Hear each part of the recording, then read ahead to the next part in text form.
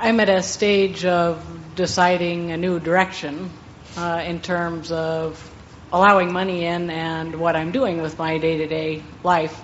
And I grew up with the thought pattern that there was cause and effect, and that you worked to get money, and the harder you worked, the more you got, and that kind of thing. And all of that is true to a certain extent. If you believe that, yes. Cause and effect is true. As I offer a vibration, law of attraction brings other things like it to me. Right, but there's also looking at it from a broader perspective, which is we're not here about deserving. There are people who happen to be sitting on an oil well and have billions of dollars, and it's not about the amount of effort that you put forth. It's about your... And you want to exaggerate that point with even more clarity by saying things like, there are people who have so much abundance flowing to them and through them that it is not possible to equate their dollar per hour earning. Right. In other words, you can't possibly do it. So you have to contemplate there is another factor involved that I'm wanting to become a vibrational match to. Right. And what I'm wanting to do is to create a creative environment for myself where I play and come up with new ideas and new ways of doing things and challenge myself. But I don't want it to be connected necessarily with the financial. Why not? Because it seems like it got complicated. Like, one of the things that I love doing is playing with animals. I'm not sure that really would draw in a tremendous inflow of money. I'm also not sure that's going to drum up the most energy for me either. But it's just... Well, the reason we ask the question about why you are trying so hard to separate the two is because we don't think that it serves you to try too hard to get too involved in the how, when, where, when, how, where, when, what. In other words, if you will think about what you want and why you want it, and not try to figure out who's going to bring it or when it's going to come or how it's going to get there or the details of it, you're less likely to introduce resistance into the experience. And yet, as we have already talked here today, when you desire something and you can find in your mind a sort of thought path of how that might come about, sometimes you offer less resistance than if you just say, oh, whatever will be, will be. In other words, everyone has to find their own... The rule of thumb that we encourage is be as specific as you can be about your desires while still feeling good. And if you're listening or feeling for how you feel, you can feel when the resistance gets bigger and you can feel when the resistance gets smaller. So, as you say, I would like to do something different in my life. You say, and it's perfectly all right, you start out by saying what you don't want. I don't want to work as I've been working. I don't want my abundance to be so closely tied to the specifics of what I do. I don't want to be defined by what I do. I want to more be defined by who I am. And so, in all of that saying of what you do want and saying of what you don't want, you're shooting off rockets of clarity to the universe. You're saying things like, I want greater freedom, I want more fun, I want more flexibility, I want a broader range of things that I do, I want to be able to follow my whims, I want to be able to follow my inspiration, I want to feel free, I want to feel of value. It's an interesting thing. Very often we'll watch people who are being satisfied in one way by their current employment because it gives them a sense of meaning, it gives them a sense of value, it gives them a sense of direction, it helps them get up in the morning. There's already energy swirling around the project or the business enterprise, whatever it is, and it's sort of fun to be part of that energy stream. There are so many pluses by being part of the team, but there can be disadvantages in that you don't feel as free. We see people quite frequently who, while they have some advantages like dollars and meaning and being part of something that's already flowing, while they receive those advantages, they feel sort of trapped. They feel not as free as they want to feel. And what we are suggesting is that if you could identify the aspects of where you stand that please you and amplify those in your mind, it's like counting your blessings or looking for positive aspects. And in doing so, de-emphasize the parts that are not pleasing you so they become less active. What happens is, right where you stand, it starts to transform around you.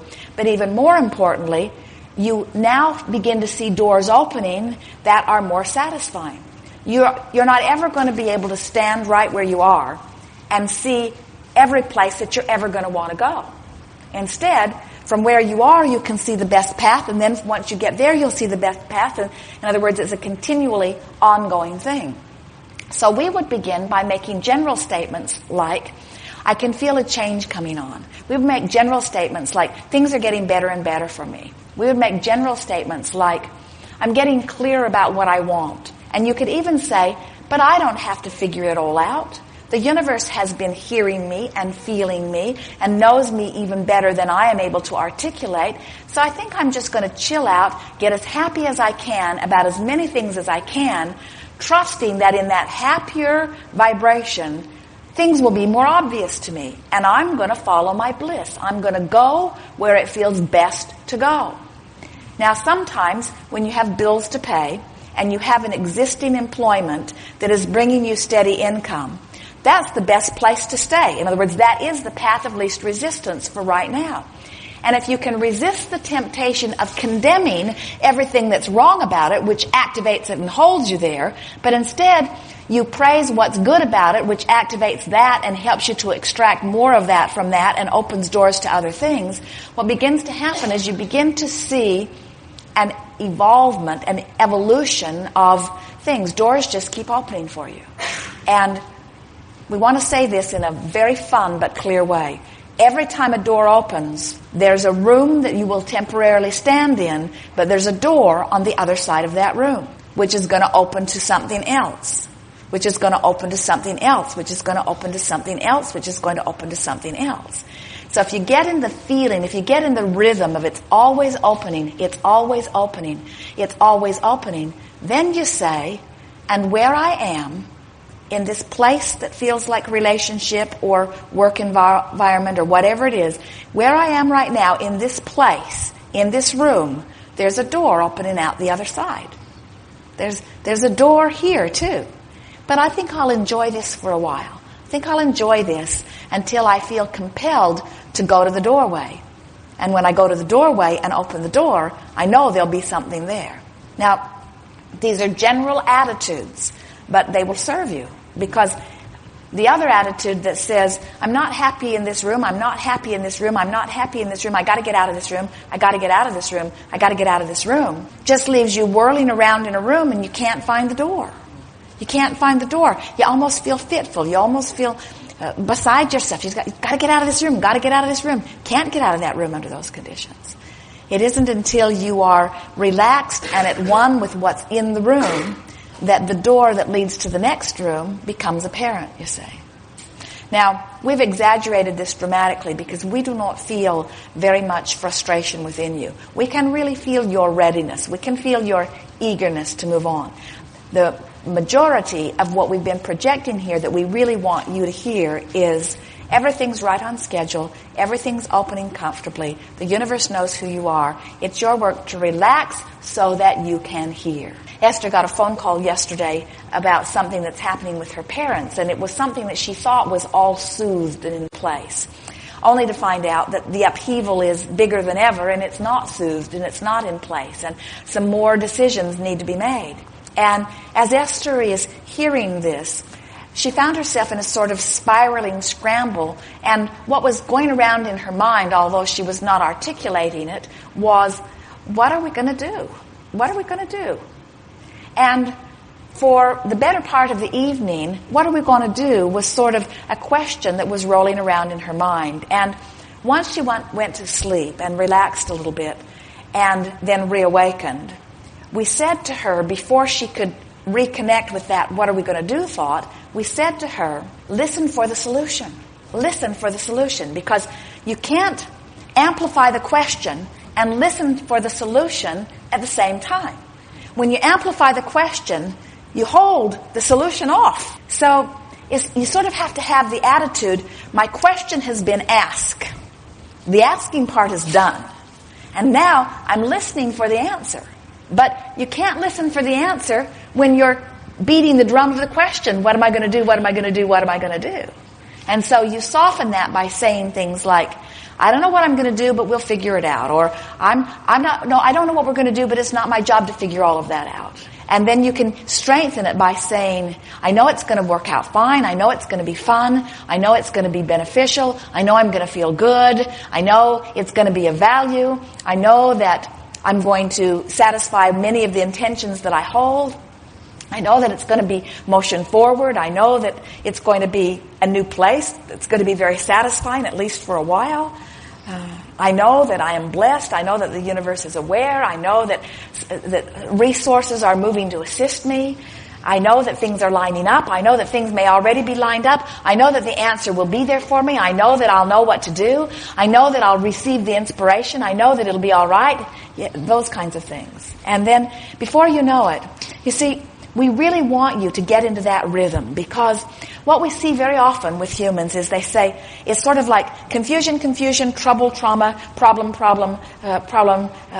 want a solution, solution.